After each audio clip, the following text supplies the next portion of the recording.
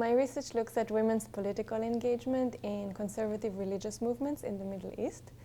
And the current project that I'm working on looks at 4 groups in Israel and Palestine.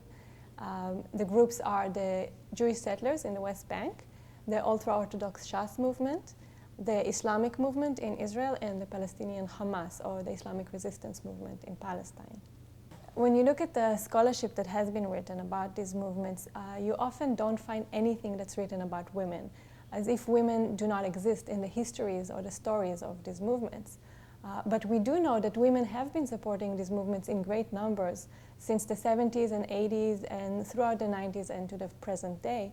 And also women's activism and involvement in these movements is essential to the advancement of the religious political vision of each one of these movements. So not looking at what women do in these movements is, I think, a huge neglect of an important facet of these movements. Well, given the gender politics of these movements, that is conservative, that is patriarchal, we have certain assumptions about what women would do in these movements, what roles they would take, what types of activism they would participate in. Because these movements are conservative, we would assume that women's activism in them is going to reflect the conservative ideology of these movements. So we would expect women, for example, to embody piety through modest dress and modest behavior, opt for motherhood and child-rearing, maybe promote piety among other women in sex-segregated forums, or work in the social services of these movements as an extension of their caregiving roles. But what you actually see is a huge diversity in the roles that women perform in different movements. In some movements, women's activism really adheres to the patriarchal conservative doctrines of the movements, but in other movements, women's activism goes beyond and completely transgresses and contradicts these movements' gender ideology. I found something that is really surprising by actually reading what women write in these movements, interviewing them, spending time in their activities, participating in the activities that they organize. I found something very surprising. I found that it's not a movement gender ideology that really shapes the forms of women's activism within it. It's rather other ideological components that some movements have that end up determining what types of activism women would engage in. What I found is that in the 2 nationalist religious movements that I studied, the settler movement and Hamas, women participated in the more expansive forms of activism, in the more transgressive roles.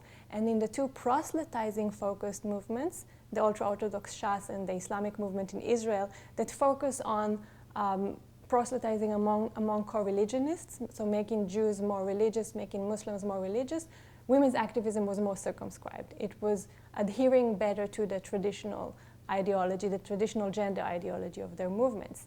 And I was wondering, why is this the case? Why do we see certain forms of activism in the nationalist religious movements and others in the proselytizing movements?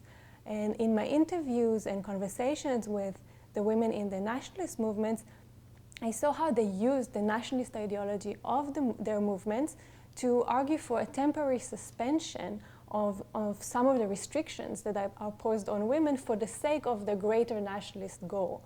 So women use the vocabulary of an exceptional existential threat that is posed to the national body that requires exceptional and even transgressive reactions and responses by women. On the other hand, in the proselytizing movements where you don't have this nationalist struggle, this exceptional temporality that is brought about by the threat that is posed to the community, women didn't have these discursive tools to construct what I call frames of exception, to construct this exceptional temporality that will allow them to step out of their traditional roles.